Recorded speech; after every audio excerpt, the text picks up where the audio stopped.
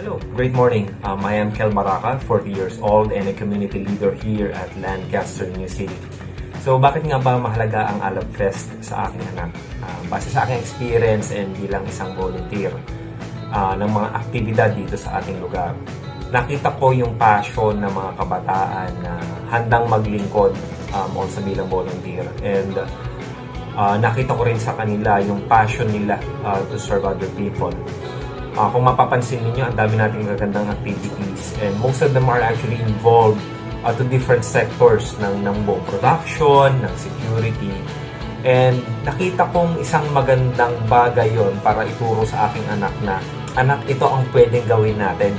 Pwede tayo mag-volunteer para makapaglingkod sa ibang tao nang walang ibang hinihingi.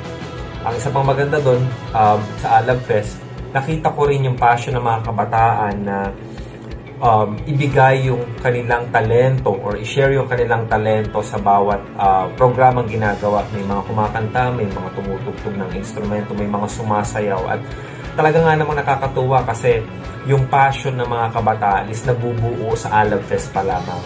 So sila yung bagong henerasyon na papalit sa mga henerasyon natin.